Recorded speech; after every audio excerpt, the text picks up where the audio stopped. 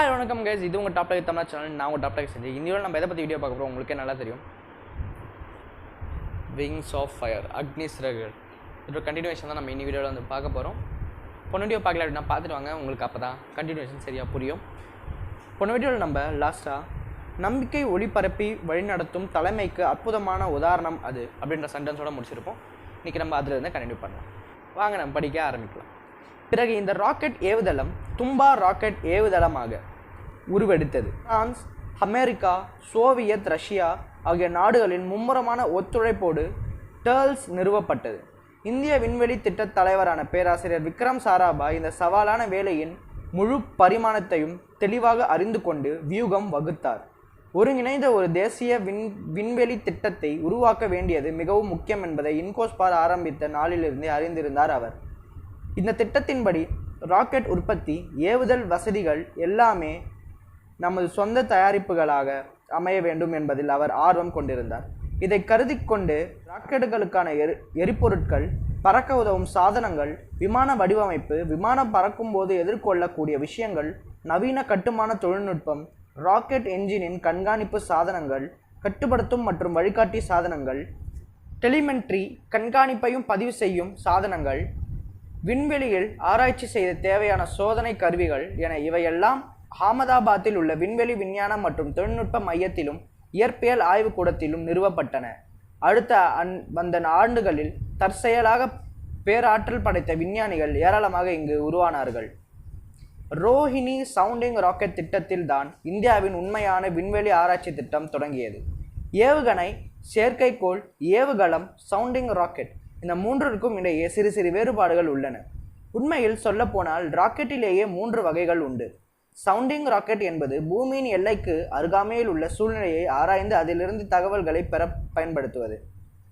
இது அதன் இலக்கை பேலோட் விண்வெளியின் வெவ்வேறு உயரங்களுக்கு எடுத்துச் செல்லும் என்றாலும் இலக்கின் சுற்றுப்பாதையில் செலுத்தும் பணியை இதனால் செய்ய முடியாது. ஆனால் ஏவுகலம் என்பதோ இலக்கு அல்லது செயற்கைக்கோளை அதன் சுற்றுப்பாதையில் செலுத்தும் வகையில் வடிவமைக்கப்படுகிறது. ஏவுகலத்தின் இறுதி பகுதி இந்த பணியை செய்கிறது. விண்வெளியில் இருந்தே இதற்கான கட்டங்கள் பிரிக்கப்பட்டு கண்காணிக்கப்பட வேண்டும் என்பதால் இது ஒரு சிக்கலான பணி. ஒரு ஏவுகணை என்பது கிட்டத்தட்ட இதே வகை சேர்ந்தது என்றாலும் மேல் அதிக சிக்கல் பிடித்த விஷயம். ஏனென்றால் ஏவுகணை ஒரு திட்டத்தை அல்லது வாகனத்தை தாக்கி அழிக்க பயன்படுத்தப்படுகிறது. தாக்கப்படுவது வாகனமாக இருந்தால் அது நகர்வதையும் கண்காணித்து அதற்கு ஏற்ப தனது பாதையை மாற்றிக்கொள்ள வேண்டிய கட்டாயம் இதற்கு உண்டு. ரோஹிணி சவுண்டிங் ராக்கெட் ஆர்எஸ்ஆர் திட்டம்தான் இந்தியாவிலேயே சவுண்டிங் ராக்கெட்டுகளை தயாரிப்பதற்கும் அது தொடர்பான பிற ஆராய்ச்சிகளில் ஈடுபடுவதற்கும் வழிவகுத்தது. இந்த திட்டத்தின்படி நூற்றுக்கணக்கான ராக்கெட்டுகள் உருவாகி நிறைய படிப்பினையை தந்தன. இவை பல்வேறு அறிவியல் மற்றும் தொழில்நுட்ப ஆய்வுகளுக்காக உருவாக்கப்பட்டன. முதலாவது ரோஹிணி ராக்கெட் ஒரே ஒரு திட எரிபொருளை பயன்படுத்தும் 32 கிலோ எடை மட்டுமே கொண்ட மோட்டாரை கொண்டிருந்ததாக இப்போதும் எனக்கு நினைவுள்ளது.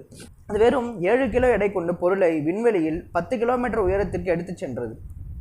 அதைத் தொடர்ந்து உருவான அடுத்த ராக்கெட்டில் திட எரிபொருள் கொண்ட 2 மோட்டார்கள் பொருத்தப்பட்டிருந்தன. பல்வேறு சோதனைகளுக்கு பயன்படும் 100 கிலோ எடை கொண்ட சாதனங்களை பூமியிலிருந்து 350 கிலோமீட்டர் உயரத்திற்கு அது எடுத்துச் சென்றது. இந்த திட்டம்தான் இந்தியாவிலேயே சவுண்டிங் ராக்கெட்டுகளை தயாரிக்கவும் அதற்கான எரிபொருளை தயாரிக்கவும் தேவையான தொழில்நுட்பத்தை தந்தது. இதனால் அதிக சக்தி தரும் திட எரிபொருட்கள் பாலியூரித்தீன் மற்றும் பாலியூட்டேன் பாலிமர் அடிப்படையிலானவை தயாரிக்கும் தொழில்நுட்பமும் கிடைத்தது. இதன் தொடர் விளைவாக பின்னர் ராக்கெட் எரிபொருள் தயாரிக்க உதவும் நுட்பமான ரசாயனங்களை உற்பத்தி செய்யக்கூடிய ப்ரொப்பல்லன்ட் ஃபியூவல் காம்ப்ளெக்ஸ் மற்றும் ராக்கெட் ப்ரொப்பல்லன்ட் பிளான்ட் என்ற தொழிற்சாலைகள் ஆரம்பிக்கப்பட்டன. நம்ம பார்க்க போகிற செக்மெண்டோட பேர் the highlights of the session. இந்த வீடியோக்கான ஹைலைட்ஸ் அப்படின்னு பார்த்தீங்கன்னா, இன்கோஸ்பார் இருந்த தும்பா அப்படின்னு சொல்லப்படுற இடமே வந்து ஒரு புது அத்தாரிட்டியாக கிரியேட் ஆச்சு. Thumba equatorial rocket launch station அப்படின்னு உருவாச்சு. இந்த டேர்ல்ஸ் அப்படின்னு சொல்லப்படுற இடத்துல இந்தியாவோட டைஅப் வச்சு நிறைய கண்ட்ரிஸ், அமெரிக்கா, ரஷ்யா, ஃப்ரான்ஸ் போன்ற நாடுகளும் டைஅப் வச்சுக்கிட்டாங்க. இதில் என்கரேஜ் ஆன நம்ம விக்ரம் சாராபாய் பார்த்தீங்கன்னா, அந்த ராக்கெட்டுக்கு தேவைப்படுற எந்த விஷயமா இருந்தாலும் உடனே எடுத்துகிட்டு வந்து அகமதாபாத்தில் வந்து வச்சுட்டாங்க, ஸ்டோர் பண்ணி வச்சுக்கிட்டாங்க. எந்த ஒரு ஃபியூச்சர் எந்த ப்ராஜெக்ட்டுக்கும் அதை யூஸ் பண்ணிக்கலாம் அப்படின்றதுக்காக வச்சுக்கிட்டாங்க.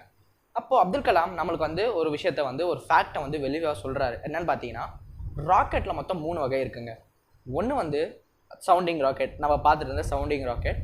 இன்னொன்று பார்த்தீங்கன்னா ஏவுகலம், இன்னொன்று வந்து பார்த்தீங்கன்னா ஏவுகணை. இதுக்கெல்லாம் என்ன டிஃப்ரென்ஸ் அப்படின்னு தான் அவர் வந்து சொல்ல வராரு.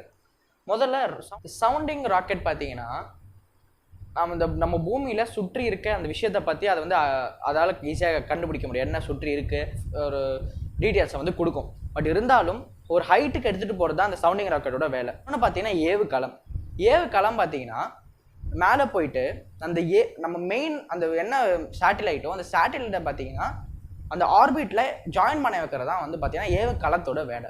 இது அந்த யூஸ் எப்படி காம்ப்ளெக்ஸ் ஆகுதோ அந்த மாதிரி அதோட மெயின்டெனன்ஸும் காம்ப்ளெக்ஸ் ஆகுது. இதில் இருந்து ரொம்ப என்ன பிரச்சனை வந்துச்சுன்னா அதை வந்து செய்கிறது ரொம்ப காம்ப்ளெக்ஸாக இவங்க வந்து தெரிஞ்சது. அதே மாதிரி இன்னும் காம்ப்ளெக்ஸான விஷயம் அப்படின்னு பார்த்தீங்கன்னா ஏவுகணை. ஏன்னா ஏவுகணை ஏன் ரொம்ப காம்ப்ளெக்ஸ்னா அது வந்து அந்த போரில் தான் மெயினாக அதை யூஸ் பண்ணாங்க, அந்த வெஹிக்கிளை எரிக்கிறதுக்கு தான் யூஸ் பண்ணிட்டு இருந்தாங்க. அதனால இப்போ நம்ம ஒரு வெஹிக்கிள் வந்து நம்ம வந்து எரிக்க போகிறோம் அப்படின்னா அந்த வெஹிக்கிள் மூவ் பண்ணாலும் அந்த டேரக்ஷனை பார்த்து அந்த ராக்கெட் வந்து போய் அந்த வெஹிக்கிள்லேயே போய் இடிக்கணும், கரெக்டாக வந்து பிளாஸ்ட் பண்ண வைக்கணும். அதனால அந்த அந்த ஆக்ஷன் ரிலேட்டட் அந்த டெக்னிக்கல்லாம் வச்சுருந்ததுனால இன்னும் அதை ரெடி பண்ணுறது அதில் வந்து பிரச்சனை எதனா வந்துச்சுன்னா அதை சரி செய்கிறது ரொம்ப காம்ப்ளெக்ஸாக இருந்தது அப்படின்னு நம்ம அப்துல் கலாம் வந்து சொல்கிறாரு. இதோட இன்னைக்கு வீடியோ நம்ம முடிச்சுப்போம். இந்த வீடியோ பிடிச்சிருந்தா லைக் பண்ணிவிட்டு உங்கள் ஃப்ரெண்ட்ஸ்க்கு ஷேர் பண்ணுங்கள். இந்த மாதிரி நிறைய வீடியோஸ் வேணும்னு நினச்சிங்கன்னா சப்ஸ்கிரைப் பண்ணிட்டு பக்கத்தில் இருக்க பெல் பட்டனை ப்ரெஸ் பண்ணுறேங்க. அடுத்த வீடியோவில் சந்திக்கலாம். Bye guys.